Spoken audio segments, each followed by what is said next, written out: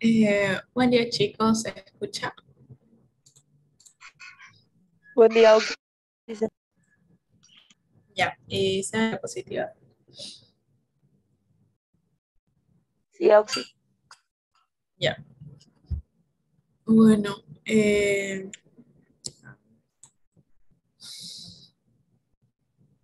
Recording in progress. listo. Después de mucho tiempo volvemos a las clases virtuales, ¿no? Creo que se va a mantener así por quizás hasta fin de año debido a todo el aumento de casos de COVID. Pero bueno, la clase de hoy vamos a estar viendo lo que vienen a ser infecciones gastrointestinales.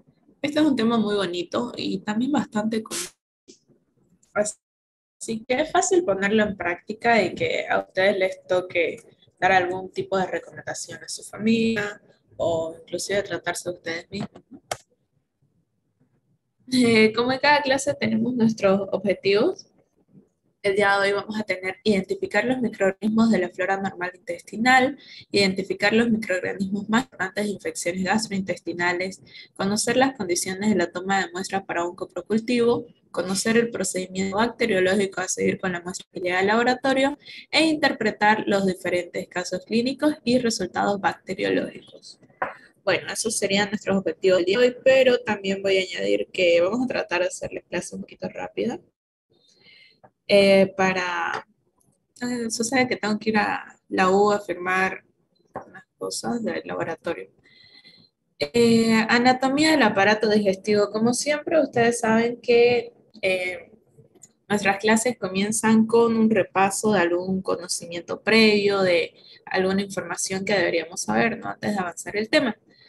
Entonces, en la clase de hoy hablamos un poquito del aparato digestivo, ya que vamos a estar hablando de las infecciones que llegan a quejar a toda esta parte de la anatomía humana. El aparato digestivo va a ser el conjunto de órganos encargados del proceso de la digestión, es decir, es encargado de la transformación de los alimentos para que puedan ser absorbidos y utilizados por células del organismo.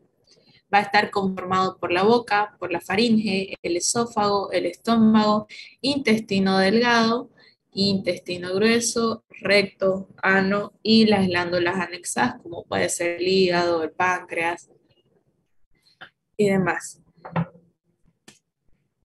Con lo que respecta a las infecciones que llegan a quejar a el aparato digestivo, las vamos a estar clasificando en infecciones digestivas altas e infecciones digestivas bajas. Y esta clasificación también la van a tomar en cuenta cuando más adelante se hable de hemorragia digestiva alta y hemorragia digestiva baja. Bueno, es la misma clasificación. Eh, ¿En base a qué criterio estoy realizando esta clasificación de alta o baja? Va a ser al ángulo de Tate, que es esto de acá, viene a ser la flexura de cuando el duodeno pasa a ser yeyuno. Bueno, dependiendo si la infección se localiza antes o después del paso por este ángulo, entonces sabremos si una infección es alta o baja. Un ejemplo de infección alta vendría a ser la gastritis por Helicobacter pylori debido a que se encuentra antes de este ángulo, y las infecciones bajas puede ser una enterocolitis por Escherichia coli. Bueno, siempre mantengan eso en mente, todo es en base al ángulo de Traits. Si es antes del ángulo de Traits, entonces tenemos una infección alta. Si es luego del ángulo de Traits, es una infección baja. ¿Listo? Y aquí, bueno, está señalado con la flecha cuál vendría a ser este ángulo. Respecto a las infecciones digestivas, ¿cómo es que se van a contagiar?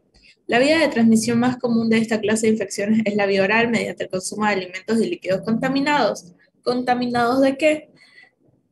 Por lo general, las bacterias que van a llegar a quejar al aparato digestivo se van a encontrar en materia fecal. Entonces, estos alimentos líquidos estarían contaminados por materia fecal de una u otra manera. Eh, Inclusive puede ser de que si bien hayan sido lavados los alimentos, hayan sido correctamente cocinados, la persona que esté sirviendo, si no tiene las manos limpias, a ella puede estar llegando a colocar a las bacterias en los alimentos, ¿cierto? El diagnóstico de esta clase de infecciones, ¿cómo se va a realizar? Va a ser a través del coprocultivo. Ustedes saben muy bien, coprocultivo viene a ser el análisis bacteriológico que se va a realizar en la muestra de materia fecal. Este se va a utilizar para identificar infecciones entéricas causadas por bacterias. Ahora, aquí un dato muy importante. No siempre de que haya un paciente con diarrea, se le va a hacer un coprocultivo inmediatamente. ¿Me entienden? Por lo general, las diarreas suelen ser procesos muy, muy agudos, autolimitados. Y con autolimitados me refiero a que, en palabras sencillas, por sí solo se va a sanar. ¿Ya? El cuerpo va, a través de los distintos mecanismos que tiene, va a saber controlar esta infección. ¿Cuáles son estos mecanismos?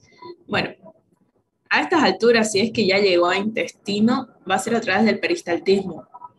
El intestino va a hacer todo para llegar a expulsar estas bacterias. Entonces va a haber aumento de peristaltismo y esto junto a la producción de toxinas que puedan tener las bacterias es lo que nos va a dar como resultado de diarrea. Bueno, ¿cuándo es que voy a hacer coprocultivo? Va a ser más que nada en casos de una diarrea muy, muy, muy severa.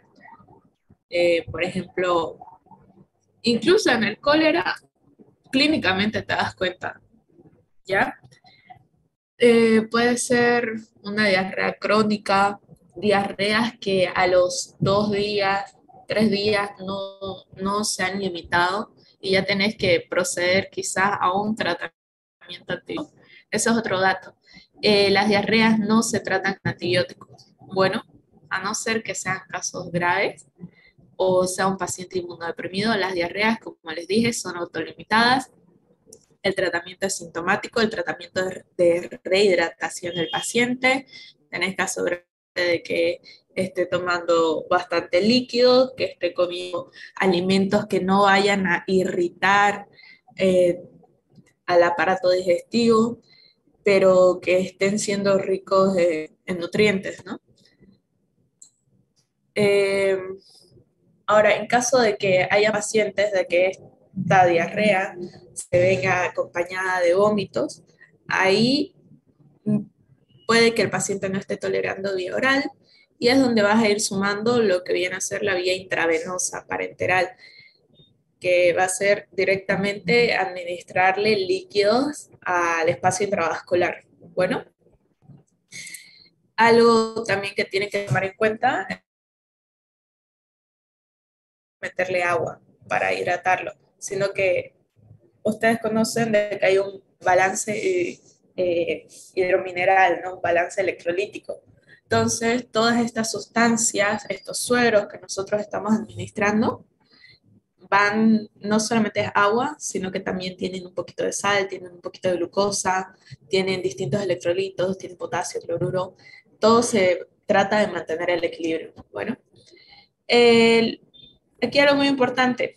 En las diarreas líquidas no se observan leucocitos a la hora de hacer el examen directo. Esta prueba acá se llama moco fecal. Anótenlo, moco fecal. Mientras que en la disentería hay presencia de estos con predominio polimorfonuclear del 80-90%. Esto en caso de que estemos hablando de una disentería basilar. Ese es un término que vamos a estar utilizando el día de hoy, disentería basilar. Cuando me refiero a disentería, ustedes más que seguro que ya lo han visto, es el primer tema de parásito, la amebiasis, ¿no? Disentería es materia fecal con presencia de moco, pus y sangre, ¿cierto? Ya. En el caso de que sea una disentería basilar y no una disentería mediana, estamos hablando de una disentería causada por bacilos. Estos bacilos suelen ser bacilos gram negativos.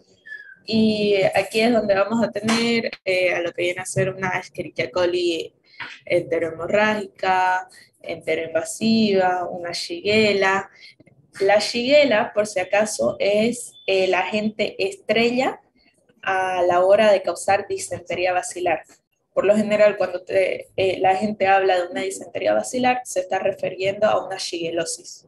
Bueno, y como ustedes saben, las bacterias, ¿cómo es que el cuerpo humano se defiende de las bacterias es a través de los polimorfonucleares, de los neutrófilos. Entonces no hay sorpresa que en caso de que tengamos una disentería bacilar, un proceso donde la mucosa intestinal se vea afectada por bacterias, que suelen ser gram negativos, entonces vayan a estar sobreactivados los neutrófilos y haya una gran cantidad de neutrófilos en las heces.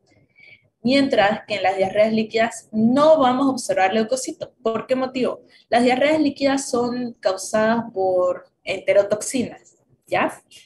Y al ser causadas por enterotoxinas es como que el cuerpo no se diera cuenta de que lo están atacando. ¿Listo? Es un ataque más silencioso, no es tan aparatoso como es el caso de las disenterías. Y como el cuerpo no se está dando cuenta y es un enemigo un poco raro el tema de las toxinas, no manda a sus soldaditos a defenderse. Entonces, en las diarreas líquidas no va a haber leucocitos, ni mononucleares ni polimorfonucleares. Bueno, pero en las disenterías sí hay leucocitos porque el cuerpo se está dando cuenta de que lo están atacando, están lastimando la mucosa, entonces va a mandar a todos sus soldaditos a defenderse. A ver, aquí dijeron, por eso el Disque Power, criterios de Light, podemos usar también o es solo para la meningitis. Los criterios de Light no los utilizamos en meningitis. Los criterios de Light son utilizados para diferenciar trasudados de exudados. Bueno, en la meningitis que estarías viendo, bueno, estarías buscando la triada clásica, así como quizás la escala de coma de Glasgow, ¿no? Para ver el estado de conciencia de tu paciente. Lo que viene a ser el Powerade, de Gatorade, sí llega a ayudar al paciente debido a que son bebidas rehidratantes para deportistas. Entonces, si esto es un paciente con diarrea, que igual es, porque ustedes saben que a través del sudor nosotros perdemos no solamente agua, sino también electrolitos. En el caso de un paciente con diarrea y vómito es lo mismo. No solamente está perdiendo agua, está perdiendo electrolitos. Entonces estas bebidas rehidratantes sí llegan a servir, no llegan a ser un apoyo a un paciente con un estado de deshidratación leve. Ya cuando el paciente se va complicando un poquito más, entonces ahí sí o sí, e inclusive en deshidratación leve, ya podés comenzar a ponerle un suerito, ¿no? Para asegurarte de que no se te vaya a descompensar, porque lo que son los trastornos electrolíticos llegan a causar desastres en el cuerpo humano. Puede causarte hasta paros cardíacos, paros respiratorios, parálisis. Es muy severo un desbalance electrolítico. Así que un paciente con una diarrea severa, con vómitos, y mucho más si estos pacientes son pediátricos, ahí es mucho cuidado al manejo de electrolíticos. Sí o sí tendrían que pedirle un ionograma. Ahora, ¿cuáles son los factores predisponentes para adquirir una infección gastrointestinal? Vamos a tener factores bacterianos y factores del huésped. Los factores bacterianos, bueno, como dice su nombre, van a ser todos los que estén relacionados directamente al agente causal. Va a ser la dosis infecciosa, la capacidad de adherencia de la bacteria, la producción de toxinas, la invasión de la mucosa. Dosis infecciosas, ustedes saben de que no es lo mismo de que, pongamos, vas a ingerir 10 bacterias a que ingieran 10.000 bacterias, ¿cierto? 10 bacterias fácilmente hasta que lleguen, primero comienza en la saliva. En la saliva nosotros tenemos inmunoglobulinas, ahí comienza ya todo el proceso inmunitario para detener el paso de estos agentes patógenos. Luego llega al estómago y en estómago está el ácido clorhídrico. La mayoría de las bacterias con esto ya quedaron eliminadas. Luego pasa a intestino y está todo el proceso de peristaltismo. Entonces hasta eso tus 10 bacterias ya fueron. Y aquí es donde igual es importante el tema de la adherencia. Digamos que llegaron al intestino, entonces aquí ¿qué es lo que me importa? Porque los intestinos se van a ir moviendo, ustedes conocen todo el proceso fisiológico del peristaltismo, no paran de moverse los intestinos, una vez pararon de moverse y es chao, lo tienen que operar básicamente. El tema es que las bacterias tienen que tener una gran capacidad de adherencia a la mucosa para no ser eliminadas en cuestión de de horas y así causar su enfermedad. Luego tenemos la producción de toxinas como la invasión a la mucosa. Estos van a ser los mecanismos fisiopatológicos por los cuales las bacterias van a estar causando las diarreas, ¿ya? En el caso de parásitos, está también de acuerdo a lo que se refiere a adherencia. Por ejemplo, está la Giardia lamblia, que esta sí se adhiere realmente al intestino y no solamente te causa diarrea, sino que te causa eh, todo un problema en la absorción de nutrientes y perder peso, los niños tienen retraso de crecimiento y todo eso. Ahora, los factores del huésped, que son los vinculados a los seres humanos, al paciente, va a ser el estado de la flora normal. ¿Por qué es que me importa el estado de la microbiota intestinal y del colon? Resulta que si ustedes tienen un buen equilibrio en la microbiota, estas bacterias buenas no van a permitir el crecimiento de estas bacterias malas. Si es que ustedes tienen problemas con su microbiota intestinal, entonces van a estar mucho más vulnerables al desarrollo de infecciones gastrointestinales. Siempre asegúrense de que haya un buen balance en la flora normal del intestino. ¿Cómo es que lo voy a mantener? Si bien existen probióticos, está el Florestol. Bueno, hay varias marcas de probióticos que básicamente lo que te estás tomando son bacterias, pero son buenas bacterias, ¿ya? Otra manera es a través del consumo de lácteos, de yogur, queso, todo eso está poblado de bacterias, pero de bacterias buenas. Y es importante que nosotros las consumamos, porque un desbalance en la microbiota intestinal no solo te va a llevar al tema de diarreas, no, sino que un desbalance en la microbiota intestinal tiene repercusiones a nivel sistémico, desde el tema de caídas de pelo, migraña, enfermedades autoinmunitarias, eh, problemas de todo, así les juro. La microbiota intestinal juega un rol muy importante en la homeostasis del cuerpo. Así que manténganla sana. Luego, ¿qué otros factores del huésped? pH ácido del estómago. Esto es lo que les dije, de que el pH ácido del estómago es una de las barreras de defensa que tiene el cuerpo para evitar la proliferación de este tipo de bacterias patógenas. La motilidad intestinal y el estado inmunitario también lo son por lo que les dije, ¿no? Cuando estábamos hablando de esto, de que a través del peristaltismo igual es una manera de que el cuerpo tiene de expulsar a las bacterias patógenas.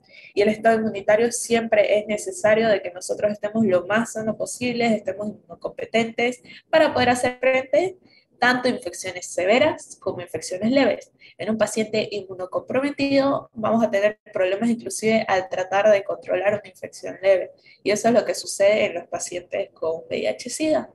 Estos son pacientes caracterizados por tener múltiples episodios de diarrea o diarreas crónicas y que complican bastante al paciente porque, como les dije, no solo es que estés perdiendo agua y listo, sino que hay realmente un desbalance en el funcionamiento del cuerpo debido a esta pérdida también de electrolitos. Ahora, hablamos un poquito de la gastroenteritis, que este va a ser nuestro tema central hoy día. La gastroenteritis es la infección tanto aguda como crónica de la mucosa del tracto gastrointestinal, ¿no? Eh, la gastroenteritis va a tener diversos signos y síntomas, como ser náuseas, vómitos, cólicos abdominales, fiebre y diarrea. ¿Qué son los cólicos abdominales? Cuando ustedes vean estos cólicos o dolor tipo cólico, me estoy refiriendo a un dolor que, bueno, las chicas lo conocen. Los chicos, ¿cómo es que se lo describe en teoría? Un cólico, en teoría, se describe como si es que te estuvieran metiendo un sacacorcho. Así duele. Y hay órganos mucho más sensibles que otros, por ejemplo, el cólico renal supuestamente es el dolor más grande que hay en la medicina. Al parecer, después del dolor del parto está el del cólico renal. Los cólicos abdominales también vienen a ser descritos quizás como dolor abdominal. Bueno, algo muy importante, dolor abdominal no es lo mismo a distensión abdominal. Dolor es que de verdad me duele. Distensión es que se hinchó el abdomen. Bueno, esto puede ser por una gran cantidad de gases, eh, por obstrucción intestinal, pero ya se usan otros casos. Luego, ¿qué más va a tener la gastroenteritis bacteriana? Fiebre y diarrea.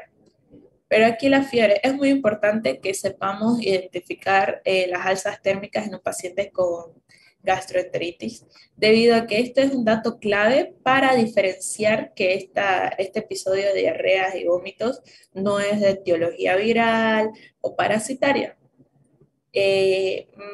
Por lo general, porque usted sabe que 2 más 2 nunca es 4 en medicina, por lo general va a ser en trastornos bacterianos donde nosotros nos encontremos con fiebre.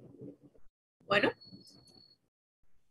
¿qué más? Bueno, fiebre, vómitos, dolor de cabeza. Este dolor de cabeza muchas veces también puede estar vinculado a la deshidratación, la pérdida del apetito, diarreas, cansancio, igual por deshidratación. Hablemos del síntoma más importante o bueno del signo, que es la diarrea. La diarrea va a ser el aumento de la frecuencia de las deposiciones acompañada de una disminución de la consistencia de las mismas. Es decir, la diarrea va a ser un aumento de las idas al baño, pero cada vez que vayamos va a estar más líquido.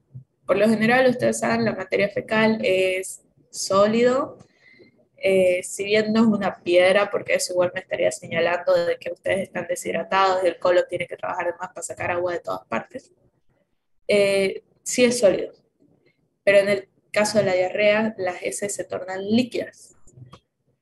Según el agente bacteriano, estas heces, estas deposiciones, pueden ser más líquidas que otras, así como cambiar de color, etc. La diarrea, el Harrison la va a describir como el aumento del peso diario de las heces por encima de 200 gramos.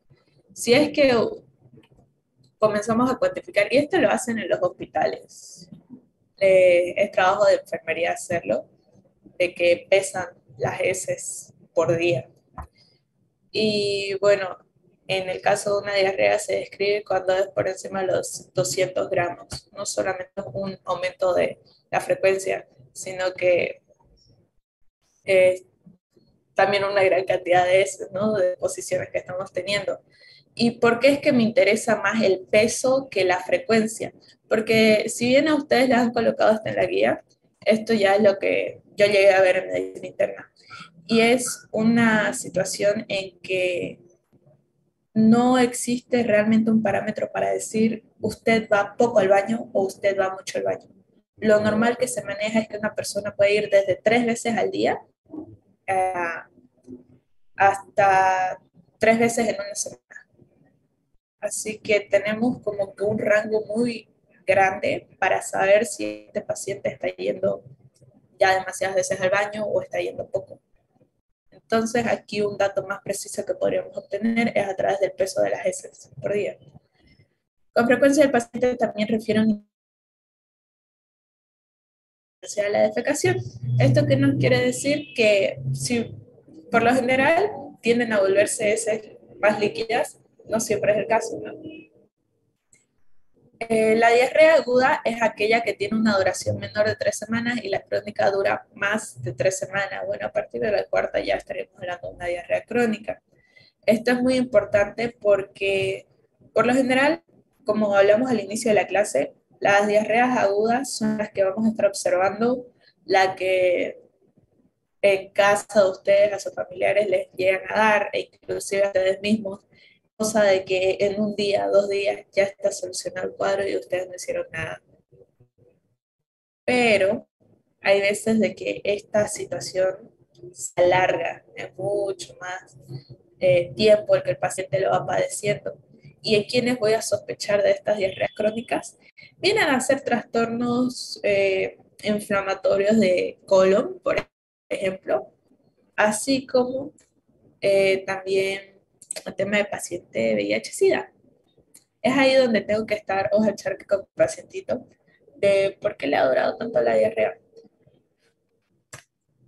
En las diarreas, los agentes heteropatógenos que van a inducir diarreas en seres humanos van a hacerlo a través de múltiples mecanismos. Las bacterias, en este caso, pueden inducir a través de tres mecanismos, que es la adhesividad a las vialidades, la invasión de la mucosa y la producción de enterotoxinas y citotoxinas. Tenemos cuatro, bueno, hasta cinco tipos principales de diarrea. Tenemos la diarrea secretora, que se va a caracterizar por ser heces isotónicas y persiste durante el ayuno. ¿A qué me refiero con esto? Con persiste durante el ayuno. Hay muchas veces de que es por causa de algunos alimentos de que yo estoy con diarrea. Por ejemplo, este podría ser el caso de una enfermedad de Whipple, eh, o también el caso de una enfermedad celíaca, que eso quizás ustedes están más al tanto de una enfermedad celíaca, son las personas que no pueden consumir gluten, así que evitan, por ejemplo, el consumo de trigo. Y si es que lo llegan a consumir, muchas veces, y la mayoría de las veces van a presentar diarrea, ¿listo? Pero cuando dejan de consumirlo, cuando dejan de consumir estos productos con gluten, ya no tienen diarrea. Entonces, ahí diría que no persiste durante el ayuno. En este caso de la diarrea secretora, me estoy refiriendo a que a pesar de que hay cambios en la alimentación, el paciente sigue con diarrea. E inclusive las deposiciones superan 1 litro. Y en algunos casos, estas deposiciones son tan líquidas y son tan grandes que superan los 5 litros por día. Imagínense un paciente perdiendo 5 litros de líquido por día. Para que hagan una idea, ustedes ahorita en su cuerpo de sangre tienen alrededor de 6 litros. ¿Se imaginan entonces perder 5 litros? Es como si se desangrara. Este tipo de diarreas va a ser causado por toxinas, como es el caso del cólera, que es causado por el vibrio cólera que produce su toxina, el colerágeno, ¿ya? Es sobre todo en estos casos que vamos a ver de deposiciones 4 o 5 litros por día, imagínense. Luego tenemos la diarrea osmótica, que esta se debe a fuerzas osmóticas excesivas ejercidas por los solutos luminales no absorbidos.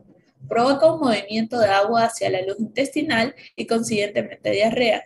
Remite con el ayuno. Esta es la situación que yo les doy de que uno cambia su alimentación, deja de comer y entonces la diarrea se detiene porque ya no existe ese agente que esté fomentando todo el mecanismo fisiopatológico de la diarrea.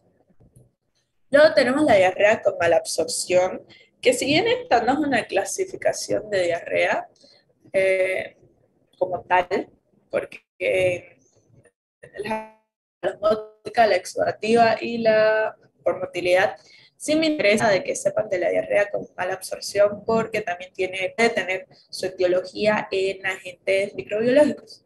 Esta diarrea con mala absorción se va a asociar a esteatorrea. La esteatorrea viene a ser la presencia de grasa en las heces, ¿ya? Se alivia con el ayuno, puede ser de causa infecciosa o alteraciones metabólicas. En el caso de que sea de causa infecciosa, no se va a aliviar con el ayuno. Este es el caso, por ejemplo, pero si es que son alteraciones metabólicas, alteraciones intestinales directamente, ahí sí se va a aliviar con el ayuno. Bueno, luego tenemos la diarrea exudativa o inflamatoria, que se va a deber a una enfermedad inflamatoria o infecciosa, como ser el caso de una enfermedad de Crohn o de una enterocolitis por Escherichia coli enterohemorrágica. Presenta heces mucosanguinolentas que persisten durante el ayuno, es decir, no importa que vos cambies la manera que te estás alimentando, esa no es la etiología de la alimentación de esta diarrea. Se caracteriza por la presencia de fiebre e hipersensibilidad abdominal, es decir, lo que viene a ser la disentería basilar va a ser una diarrea de tipo exudativa o inflamatoria.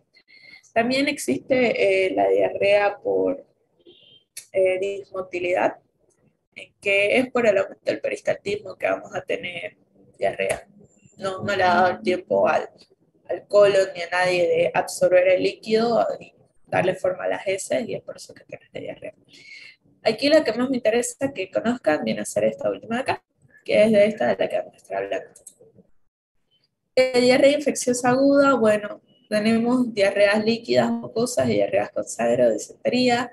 Las acuosas pueden ser secretoria, osmótica, aquí tenemos nuestros principales agentes causales. Y la disentería tenemos la invasiva y la no invasiva y sus agentes causales. Ahora, estas siglas que ustedes ven acá, SEH es, por ejemplo, Escherichia coli enterohemorrágica o 157H7. Esta es la que causa el síndrome urémico hemolítico en pacientes pediátricos. Y aquí ven ya las siglas, nos está señalando qué es cada una de estas siglas. Por ejemplo, aquí en diarreas acuosas secretorias, SET, yo busco acá abajo, Escherichia coli enterotoxigénica. Este tipo de Escherichia produce toxinas, así que me va a dar diarreas líquidas. En cambio, una Escherichia coli enterohemorrágica, está en su nombre entero, hemorrágica, va a causar sangrado, entonces es una disentería, por supuesto. Cita los microorganismos más, por si acaso, les voy a mandar otro link. Bueno, cuando sabe. Cite los microorganismos más importantes que son parte de la flora intestinal. Bueno, aquí tenemos bacilos gram negativos, tenemos varios, como la Escherichia coli, la Klebsiella, la Enterobacter, la Klebsiella, Proteus, Serratia, Providencia, Morganella. Es decir, cualquier enterobacteria es parte de la flora intestinal. Ahora, ustedes quizás digan, pero Andrea, la Escherichia coli no causa diarrea. Ya, vamos a tener Escherichia coli productoras de diarreas y Escherichia coli no productoras de diarreas. Nosotros en nuestra tenemos Escherichia coli no productora de diarrea. Bueno, estas no producen ninguna toxina, no invaden ninguna mucosa. Y el resto de estas bacterias, bueno, van a causar infecciones extraintestinales, principalmente en las vías respiratorias, a estas les encanta esta. Y a este Proteus, infecciones de tracto urinario. Cocos gram positivos, vamos a tener enterococos, Staphylococcus aureus, distintas especies de streptococos, y entre los anaerobios tenemos Clostridium y bacteroides. Esta es pregunta de examen. ¿Qué es? Género de bacterias anaerobias que conforman parte de la flora intestinal, de bacteroides. La flora intestinal normal está constituida predominantemente por bacilos gram negativos, como ustedes pueden ver acá, tenemos muchísimos ejemplos e inclusive aquí me faltó espacio para colocar aún más. ¿A qué se llama disbacteriosis? A ver quién hizo su tarea. ¿Quién se anima a decir?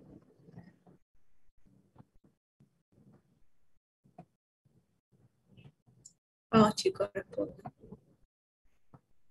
Respondan o yo ya.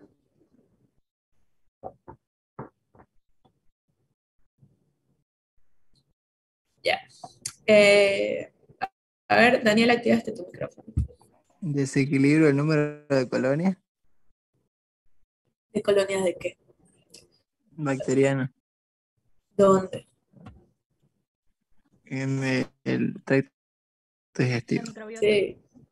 En este caso sí sería tracto digestivo. Pero una desbacteriosis en sí puede darles en cualquier parte del cuerpo, ¿no? Porque nosotros, ustedes saben, tenemos bacterias en todo nuestro cuerpo, en toda la superficie básicamente, al menos la externa. Cita los microorganismos más importantes que producen infecciones intestinales. Entre las bacterias tenemos la Salmonella, Shigella, Escherichia coli, productora de diarrea, Yersinia, Clostridium botulinum, Campylobacter y Vibrio cholera. Entre los virus tenemos virus Norwalk, rotavirus, adenovirus, norovirus, astrovirus. Entre los parásitos tenemos enfermedad histolítica, Giardia lamblia, Bacillium coli, Cryptosporidium y Trichuris trichuria. Muy bien.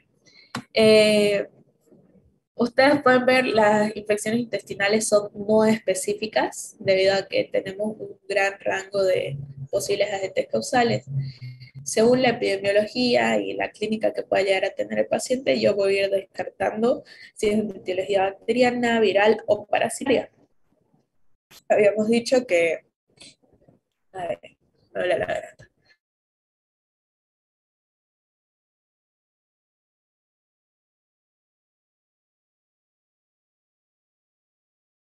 Se ve. Ya, perfecto. A ver qué pasa.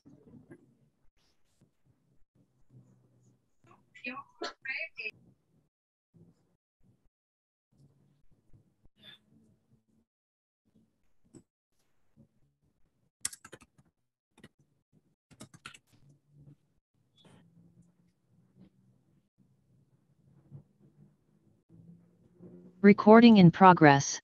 Ya, entonces les decía que habíamos dicho que un paciente con disentería basilar vas a encontrar fiebre.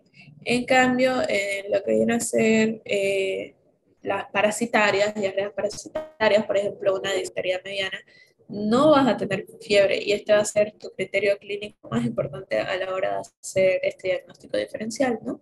A lo mucho podrías tener una febrícula. En el caso de los virus, ¿dónde es que voy a encontrar esto de tipo de diarrea? Va a ser sobre todo en bebés, en niños. Y ya para muchos de estos tenemos vacunas, por ejemplo, el rotavirus, es muy importante en el PAI y en el esquema de inmunización de todos los pacientes pediátricos. Completa el siguiente cuadro. Signos y síntomas de infecciones del tracto gastrointestinal. Esto ustedes ya lo conocen. Lo ven en unas diapositivas. Diarreas, náuseas, vómitos, cólicos, tenemos pujos, dolor abdominal, fiebre, anorexia. ¿Qué es tenesmo y qué es pujos? ¿Alguien sabe? Tenemos las ganas de, o las sensaciones de ganas de ir al baño. Es segunda, doctora. ¿Y pujos? Moco y sangre, moco y sangre. Ya. Cuando nosotros hablamos de tenesmo, es cierto, es esa... Miren, Jesús Leonardo Juaniquina activó su cámara para mostrarnos de que está en cama, echado.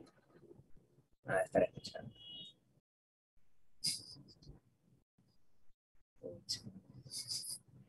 Ya. Cuando hablemos de tenesmo, sí, es cierto, son esas ganas imperiosas de ir al baño. Y el paciente va, se sienta y resulta de que no sale nada. Bueno, ¿qué son los pujos? Los pujos es que, como su nombre lo dice, ¿no? El paciente puja, puja, puja, pero no sale nada. ¿Listo? Serotipos de Escherichia coli productoras de diarrea. Aquí vamos a tener O121. Ya bueno, hablando en palabras normales, tenemos a las enterotoxigénicas, a la enteropatógena, enteroinvasiva y enteromorrágica, ¿verdad? No, no es necesario que pongan así porque de ahí ni saben cuál es cuál. Enteropatógena, enterotoxigénica, enteroinvasiva y enteromorrágica. Con que coloquen eso está correctísimo. Especies de Shigella productoras de diarrea, bueno, estas son las cuatro que conocen los cuatro serotipos, correcto. Shigella disenterial, Shigella flexneri, Shigella sonei, Shigella boyeri. Está perfecto. Procedimiento bacteriológico para investigación de infección del tracto gastrointestinal. Aquí hacen coprocultivo. Porque, ojo, nos dice bacteriológico, ¿no? Si es que solo dijera procedimiento para investigación de infección del tracto gastrointestinal, podría colocar también coproparasitológico o distintas pruebas de sangre en ese. Eso también. Ahora hablemos de los síndromes más comunes de infecciones gastrointestinales, su localización y los agentes microbiológicos que los causan. Para empezar tenemos la gastritis crónica. La gastritis crónica, aunque también pueden haber gastritis agudas de causa infecciosa, normalmente vamos a estar hablando de gastritis crónicas de causa infecciosa porque el paciente para mucho tiempo en acudir al médico y demás. Eso sí puede tener crisis que se exacerben por uno u otro motivo, normalmente es por la alimentación. El paciente va a tener un gran malestar caracterizado por dolor gástrico, abdominal, pirosis va a ser esa sensación como calor que el paciente va a sentir subir por todo su cuello hasta la boca. ¿Quién va a ser el agente microbiológico encargado de este síndrome? Va a ser el Helicobacter pylori. Ya, el Helicobacter pylori, ustedes conocen, es bacilo gram negativo en forma de coma, que habita en el estómago, ¿no? Luego, ¿qué más tenemos? Intoxicación alimentaria. La intoxicación alimentaria va a estar afectando al tracto gastrointestinal superior. Va a estar caracterizado por náuseas y vómitos con poca diarrea, inicio rápido. Agentes microbiológicos: Staphylococcus aureus, Bacillus cereus, Clostridium perfringens, Clostridium botulinum. Sobre todo lo que viene a ser el Staphylococcus aureus y el Bacillus cereus, es bastante rápido que se desencadenan estos cuadros. El más rápido, ojo, más rápido, porque no quiero que se confundan. El más rápido es el Staphylococcus aureus. En cuestión de 4 o 6 horas ya está causando clínica. Es decir, ustedes ahorita fueron a desayunar, les cayó mal el desayuno hasta el mediodía, hasta las 2 de la tarde, ya van a estar yendo al baño, van a estar que con vómitos, que malestar, dolor de cabeza, etcétera, etcétera.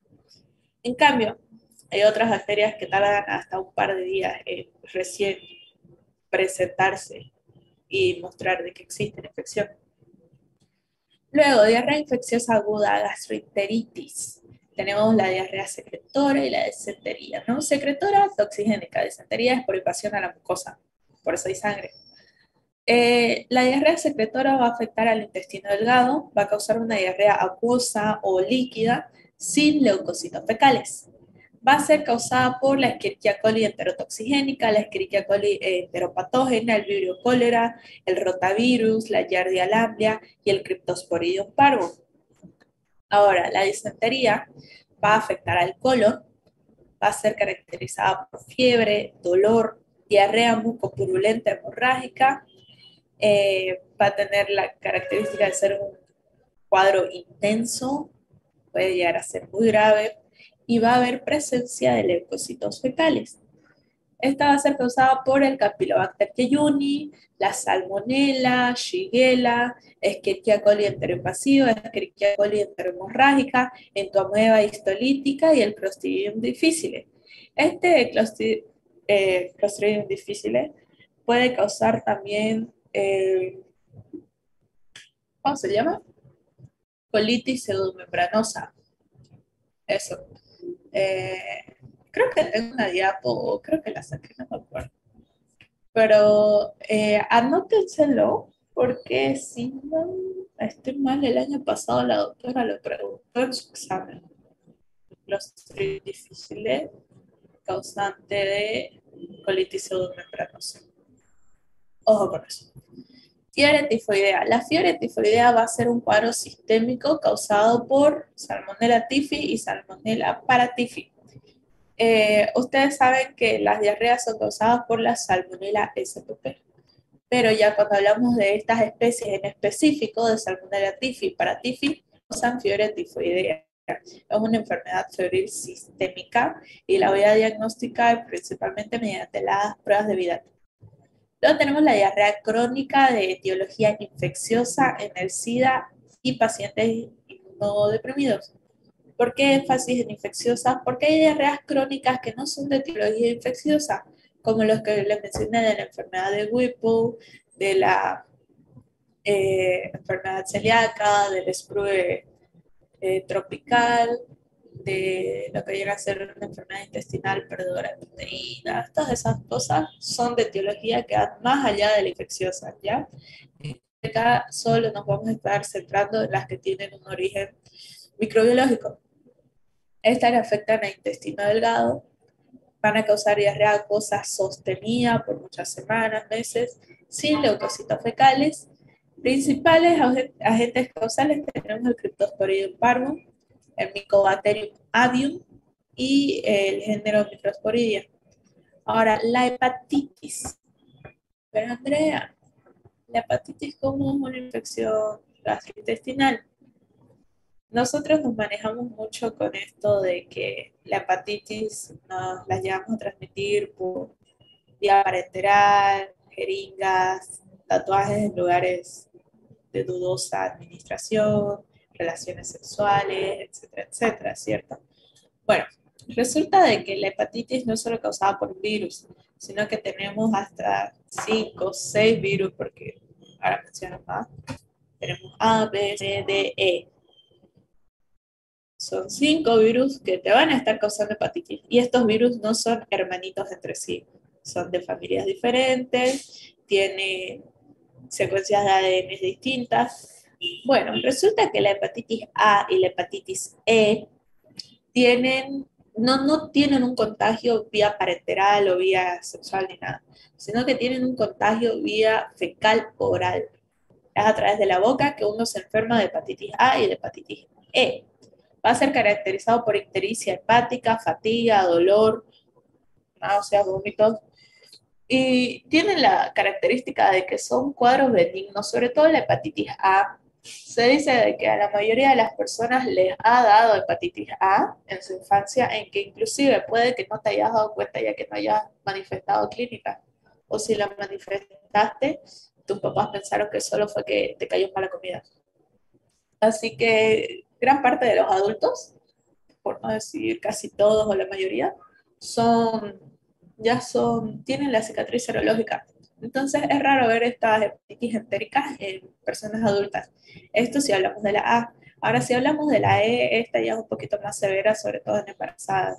Cuando nos toque ver el tema de hepatitis, lo vamos a estar repasando ya más a profundidad. Orientación diagnóstica. Yo siempre les hago énfasis de que es necesario una buena entrevista al paciente, ¿cierto? Y al mismo tiempo, que esto es algo que hablábamos con los chicos de tercero el otro día, semio, de que una anamnesis correctamente hecha, es decir, una entrevista al paciente, ya te responde el 50% del diagnóstico. Una entrevista bien hecha nunca va a ser suplantada por 1000 exámenes complementarios o por 3 horas de examen físico. Siempre tenés que tener bien en claro todos los datos que puedas obtener del paciente y de su familia. En este caso, ¿cómo voy a orientarme para llegar al diagnóstico de qué es lo que tiene mi paciente? Primero, preguntarle, ¿desde cuándo tiene la diarrea? Te puede decir hace horas o días, en el caso de una diarrea aguda, y se va a manifestar como toxinfección alimentaria o disentería. También te puede decir que semanas o inclusive meses, en el caso de una diarrea crónica. Y aquí es donde ya evalúas otro tipo de etiología. Si te dice que lleva semanas con diarrea, entonces ya no pensás mucho en, bueno, quizás fue el almuerzo que comió en una pensión y le hizo mal. No, aquí ya pensás otras etiologías, como ser un síndrome de colon irritable, una infección por Cryptosporidium. Le preguntas al paciente cuáles son sus antecedentes sexuales, qué estilo de vida lleva. Todas esas cositas viene a cobrar relevancia que en una infección aguda, una diarrea aguda, no importaría demasiado, ¿entienden?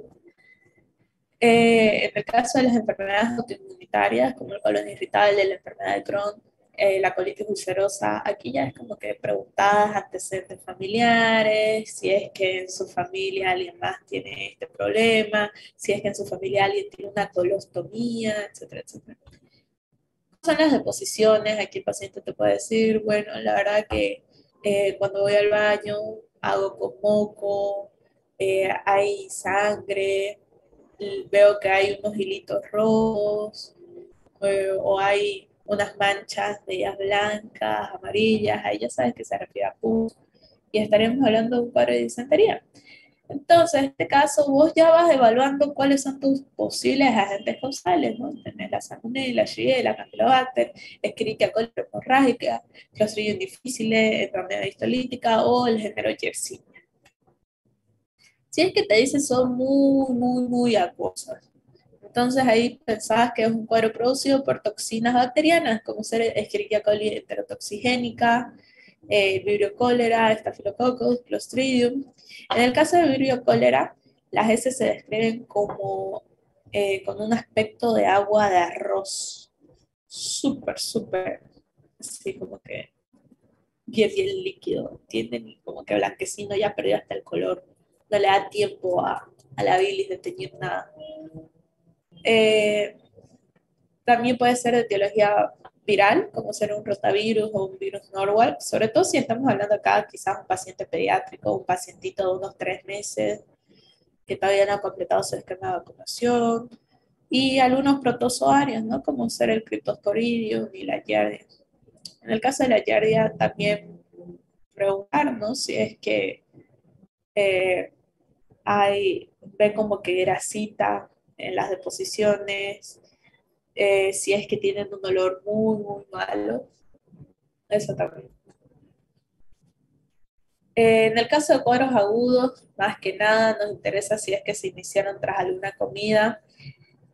Si es que el paciente te dice, sí, fui a comer pollo, o estuve comiendo unos sándwiches con mayonesa, o fui a un cumpleaños y comí torta. Entonces, en ese caso, pensás que es una infección por estafilococos. Y aquí ya les dije, estafilococos es el agente que más rápido te va a estar causando este tipo de cuadro, ¿ya? En cuestión de horas ya está presentándose. Entonces tenemos la salmonela, que presenta en huevos y lácteos, listeria en queso, vibrio en mariscos y pescados, Clostridium botulinum, conservas caseras, bacterias, y bueno, sobre todo la giardia, agua de manantial, shigella, verdura cruda. Otros datos que me interesan. Puedes preguntarle a otros miembros de la familia con los mismos síntomas, porque puede ser un cuadro, así como puede ser un cuadro que tenga historia familiar, no antecedentes, es un cuadro autoinmunitario, lo que sea, puede ser también de que toda la familia igual esté con diarrea porque todos se intoxicaron por la misma comida. Ahora, si el paciente te dice, no, me comenzó ayer, pero nadie más en mi familia está así, solamente yo. Ya, entonces ahí pensás de que qué fue lo que usted comió y nadie más comió aparte de usted, y ahí te dice el paciente, ah, es que yo almorcé solo porque no me dio tiempo para volver a mi casa, así que comí en la calle. Y ahí ya vas pensando, ¿no?, tus posibles etiologías. Comieron todos lo mismo, es lo que les acabo de decir. Ha viajado recientemente a otro país, esto porque me interesa. Hay destinos turísticos donde es más probable adquirir una enfermedad que en otros. Por ejemplo, siempre está la típica situación de Haití, donde hay cólera. También Perú. Por si no sabían, hace un par de años la sociedad científica fueron a un congreso en Perú y se enfermaron de cólera, pobrecitos. Estaban en el hotel encerrados porque solo iban al baño, lógico. Pero de ahí volvieron, estaba todo bien. ¿Por qué es que en Perú habría cólera? Es porque los peruanos comen hartos mariscos, ¿no? Y es ahí donde vamos a encontrar al virus cólera, mariscos y pescado. Luego, los hábitos sexuales del paciente, ¿por qué me interesan? Esto es debido a que un paciente con una vida sexual bastante promiscua, entonces puede de que, bueno, no puede, es una realidad, de que estás más expuesto a adquirir infecciones de transmisión sexual, entre ellas el VIH. Entonces, ahí tenés que preguntarle al paciente, mandarle a hacer una prueba de VIH, ver cuáles son los resultados y descartar o no si es algo vinculado al estado inmunitario del paciente. También me interesa la ingesta previa de fármacos como antiácidos con magnesio, antibióticos, laxantes, digitálicos. ¿Por qué me interesa esto? Por ejemplo, en el caso de laxantes, si el paciente te dice de que sí, de que va a bajar de peso y por eso comenzó a tomar estas pastillas que resultaron ser laxantes y ahora está con diarrea desde hace ya varios días. Bueno, que no te sorprenda, si es que estuvo tomando laxantes, por supuesto que vas a tener diarrea. Luego tenés antibióticos. ¿Qué sucede con los antibióticos? Resulta que los antibióticos no son específicos para el lugar de infección. Por más de que sí estás con una faringitis, estás con una neumonía, lo que sea, los antibióticos no solamente van a actuar en el lugar donde están estas bacterias patógenas, sino que también te pueden, y no es que puedan, sino que de verdad pasa, que te hacen, te deshacen, te dejan así pelada lo que viene a ser la microbiota intestinal, porque no son específicos de un solo lugar o de una sola condición, sino que todo lo que es bacteria, el antibiótico va a ir a destruirlo porque no sabe diferenciar lo bueno de lo malo. Y como ya habíamos dicho, si es que ustedes tienen una microbiota intestinal desbalanceada, entonces claro que va a dar lugar a que haya una mayor proliferación de bacterias patógenas, porque no existen estas bacterias buenas que vayan a defender a tu intestino de que bacterias patógenas vengan, se asienten y causen su enfermedad. ¿Ya? En el caso de los digitálicos, aquí me interesa porque los digitálicos llegan a causar muchos efectos secundarios y entre ellos pueden ser diarrea. ¿Qué son los digitálicos? Porque más que seguro que no muchos de ustedes vayan a conocerlos. Son fármacos, como por ejemplo la digoxina, que los voy a estar utilizando en el tratamiento de cardiopatías. Entre las más importantes, la insuficiencia cardíaca. Bueno, esos son digitálicos. Glosario. Disentería, ¿qué es? Heces acuosas con estrías de moco, pus y sangre. Intoxicación alimentaria. Manifestación clínica de la ingestión de alimentos contaminados por bacterias. Catarsis. Expulsión espontánea o artificial de sustancias que son nocivas al organismo. Por lo general, cuando hablamos de catarsis, si bien podemos estar igual refiriéndonos a vómitos, suele ser que nos referimos a las deposiciones fecales, ¿ya? Y en las historias clínicas ustedes van a ver diuresis y catarsis. Diuresis para ver cuántas veces el paciente va a orinar y catarsis para ver cuántas veces va a hacer del tos. Hematemesis. Siempre que ustedes vean esto, emesis, nos está señalando vómito. Hema es sangre, entonces va a ser vómito con sangre, ¿no? Vómitos con presencia de sangre o vómitos sanguinolentos, está bien. Kaliemia. En esta siempre se confunden. Ya sea con C o con K, kaliemia y calcemia no son lo mismo. Siempre que vean emia es sangre. Entonces, concentración en sangre de qué? Cali. ¿Qué es cali? Potasio. ¿Ya? Kaliemia, ya sea con C o con K, está bien. No confundir con calcemia. Natremia. Emia, sangre. Natr, de natrium, es sodio. Na, sodio, ¿cierto? Concentración de sodio en sangre. Antiemético. Emético, habíamos dicho, vómito. Anti, que previene el vómito, lo contrario, ¿no? Fármaco para detener y evitar náuseas y vómitos, como ser metoclopramida, doperidona. Eso. Vamos con los casos clínicos. A ver qué hora es. Ya. Tenemos un hombre de 31 años que regresa a Santa Cruz al final del verano tras un viaje de 3 semanas a Haití. El segundo día de su vuelta muestra un cuadro de inicio súbito consistente en una diarrea acuosa, profusa e intensa. En emergencia realiza una abundante defecación de heces acuosas con aspecto de agua de arroz. Además vomita varias ocasiones y muestra sudoración ligera. También sufre calambres musculares y sensación de mareo. Paciente recibe tratamiento con antiácidos. Completa el siguiente cuadro. Bueno, aquí me interesa una diarrea acuosa, profusa e intensa, es decir, es bien grave. Tiene aspecto de agua de arroz, de esto les había dicho, 100% compatible con cólera. Además, aquí me interesa, hace 3 semanas viajó a Haití. Haití tiene crisis cada 2 días de casos de cólera, así que no me sorprende que esto vaya a ser un cuadro de cólera. Calambres musculares, ¿por qué? ¿Quién se anima a decir? Baja concentración de potasio. Ya, De es balance por la... Sí, en palabras grandes es por el desbalance hidroelectrolítico, ¿no? Habíamos dicho de que un paciente que vomita, un paciente que está con diarrea, no solo pierde agua, sino que también está perdiendo electrolíticos. Electrolitos, perdón. Entonces, en este caso sí, es por esa deshidratación, ese desbalance hidroelectrolítico que está existiendo estos calambres, esa sensación de mareo. ¿Cuáles son los datos clínicos del paciente? Diarrea, vómitos, calambres musculares, mareo. Datos epidemiológicos, hombre de 31 años que visitó Haití, tratamiento con antiácidos. Diagnóstico diferencial, microorganismos. Tendría que pensar en todo microorganismo que me cause diarreas líquidas, como ser Escherichia coli, enterotoxigénica, Staphylococcus aureus, Shigella y Vibrio cólera. Mecanismo fisiopatológico de la diarrea. Sabemos que el virus, bueno, sabemos que las diarreas líquidas acuosas son causadas por toxinas. Y como aquí no hay ninguna mención de estrías de sangre, pus ni nada, entonces no va a ser por invasión. Es sí o sí producto de toxinas. Diagnóstico final del cuadro en base a el dato epidemiológico que el paciente visitó Haití y está con diarreas acuosas en aspecto de agua de arroz, más un grave estado de deshidratación, el diagnóstico es cólera. ¿Listo?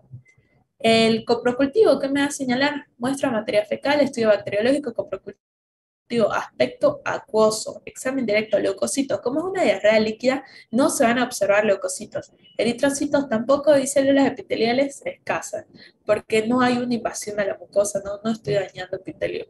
Examen parasitológico negativo, tinción de bacilos gram negativos en forma de coma, clásico como un virus cólera, ¿no? Examen citológico, como no se observan leucocitos, entonces no puedo decir hay predominio polimorfonuclear o mononuclear, simplemente no se observan. Cultivo, germen aislado, vibrio cólera, serotipo O1. Antibiograma, y aquí me da, es sensible a sulfatrimetropin, cefalexina, cloranfenicol, tetraciclina y resistente a ampicilina, ácido nalidíxico y nitrofuratoína. Con respecto a la tetraciclina, esta va a ser el antibiótico utilizado como medida profiláctica en el caso de que en algún domicilio, y eso se lo digo, es la normativa acá, por lo menos hasta cuando llevé SAP 3, dice que la profilaxis antibiótica, en caso de que en un domicilio alguien aparezca con cólera, es que a todas las personas mayores de 8 años se les da tetraciclina para evitar el desarrollo del cuadro, porque es un cuadro muy severo y te puede matar, así de sencillo. Vamos al caso clínico 2. Aquí tenemos a un paciente, a un paciente de 35 años, VIH positivo, acude al médico de familia debido a que sufre desde hace varias semanas cuadro de diarrea acuosa, diarrea líquida, presenta fiebre, náuseas y anorexia. Anorexia, ustedes saben que es que el paciente no quiere comer. Bueno, no tiene apetito, eso. Durante las últimas 2 semanas, la diarrea ha empeorado considerablemente y el paciente ha desarrollado fatiga y debilidad. Por supuesto que va a tener fatiga y debilidad si ha perdido agua, electrolitos, no es sorpresa, ¿no? Ha perdido 9 kilos de peso, imagínense. El paciente lleva varios meses sin tomar tratamiento antirretroviral debido a la intolerancia. Ya, ¿y qué es lo que sucede? Resulta de que cuando ustedes tienen un pacientito VIH positivo y le dan su tratamiento, le dan TEL, tenofovir, efavirenz, lamivudina, que esos son normalmente los antirretrovirales que vamos a manejar. Hay pacientes que no tienen tolerancia. ¿Y a qué me refiero con tolerancia? El paciente presenta muchos efectos secundarios y ya no se siente bien. Así que dice, bueno, yo me sentía mejor cuando no tomaba mi medicación, así que lo voy a dejar. Y lo dejan y como que paran los efectos secundarios, así que el paciente, entre comillas, se siente mejor. Pero ¿cuál es el problema? Yo dejo de tomar mis antirretrovirales y ahí comienza una mayor multiplicación del virus y comienzan a bajar mis linfocitos TCD4. Entonces yo me expongo a una mayor cantidad de infecciones porque mi estado inmunitario se ve comprometido debido a este aumento de la replicación viral. Y ustedes saben que lo que hace el VIH es agarrar, se mete a las bacterias CD4 y las mata con tal de reproducir, ¿no? Ese es el problema, de que si bien el paciente tiene intolerancia, lo ideal es que este paciente haya acudido a su médico y haya dicho, doctor, me siento mal con mi medicamento, y le hayan cambiado la medicación. Bueno, eh, eso, ¿cómo se llama? Adherencia al tratamiento. En el hemograma presenta el recuento leucocitario de 2.300 por milímetro cúbico de sangre. ¿Quién se acuerda cuáles eran los parámetros normales de leucocitos? De 5.000 a 10.000. 5.000 a 10.000, ¿cierto? Imagínense, este paciente tiene la mitad del rango menor en el que debería estar. Se solicita coprocultivo y no se observa el desarrollo de gérmenes patógenos. Curioso, ¿no? No se observa el desarrollo de gérmenes patógenos. Ok. Vamos con los datos clínicos de este paciente. Ya sabemos diarrea acuosa, fiebre, anorexia, fatiga, dinamia, datos epidemiológicos.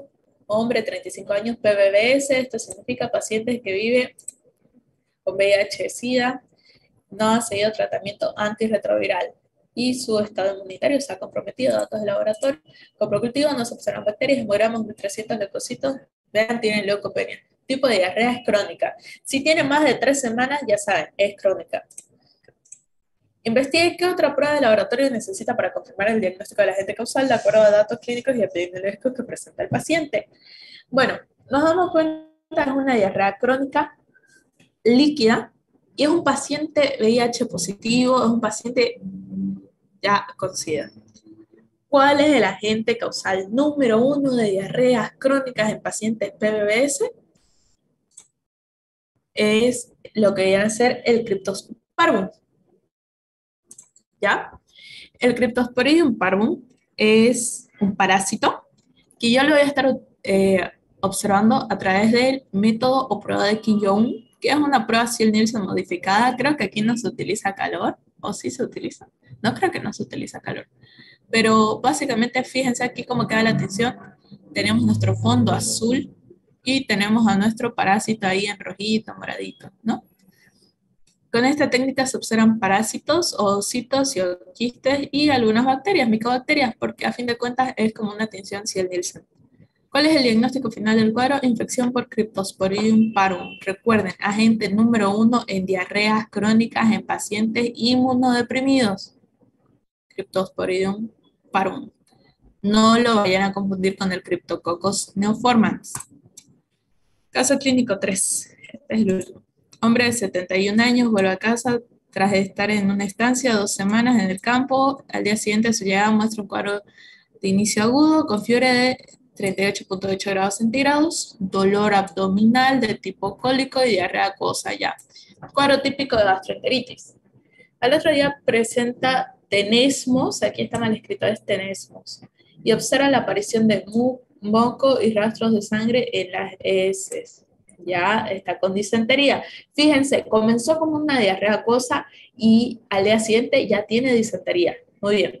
Después, las heces muestran sangre macroscópicamente visible y aumenta la frecuencia de la defecación. Preocupada por el estado del paciente, su hija le lleva al servicio de urgencias al hospital. Durante su estancia en el campo, el paciente tomó agua de pozo. El paciente presenta deshidratación leve. Se solicita coprocultivo.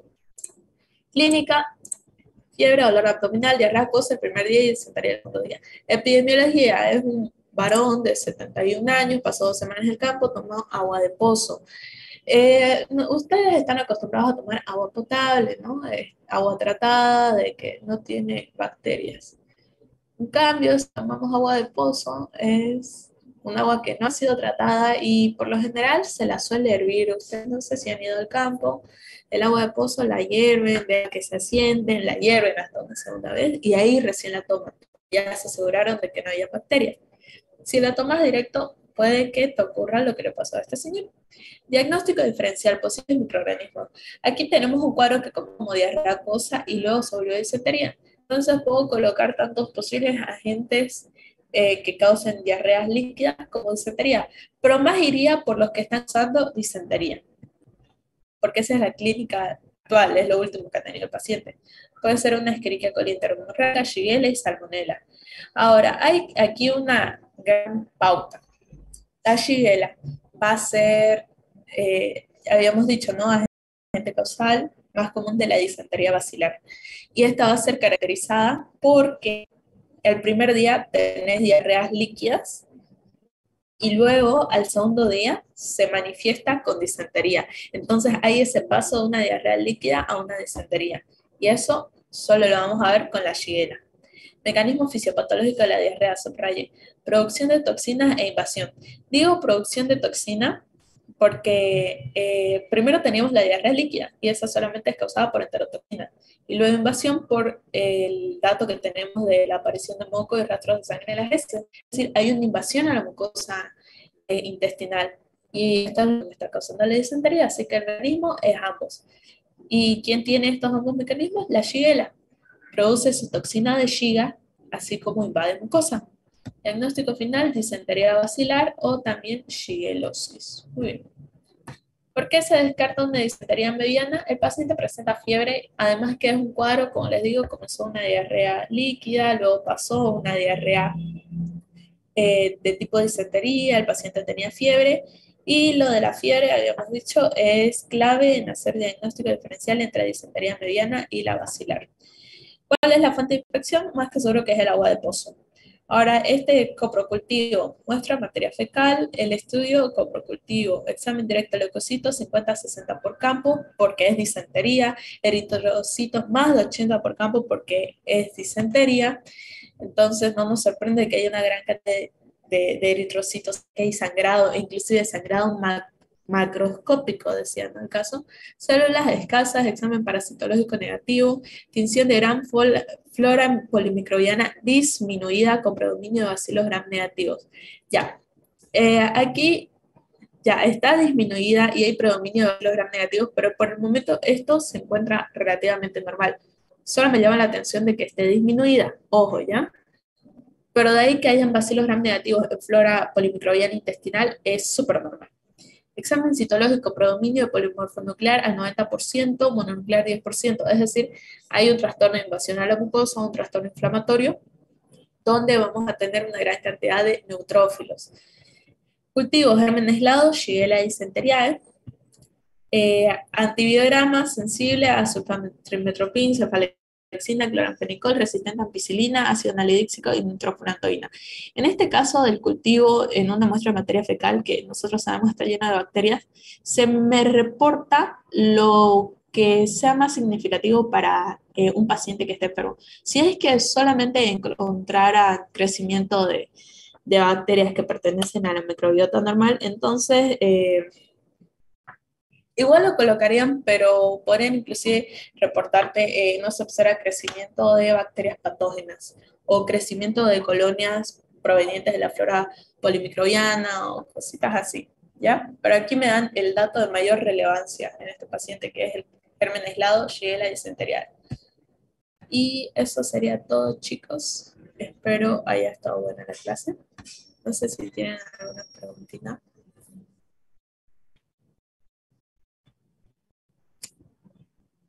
¿Está todo bien entonces? La clase, ¿cómo? Está bien, ¿no? Creo que está bien. Ya. La clase de ITU, yo creo que volviendo de las vacaciones la recuperamos, ¿les parece? Sí, Auxi, está bien. Sí, Auxi, está bien. Excelente. Ah, sí, está bien. Ya. Recording stopped. La queremos en Face. Perfecto. Ya. Perfecto, chicos. Entonces, les digo que disfruten sus vacaciones. No se sobresaturen si es que tienen que estudiar tipo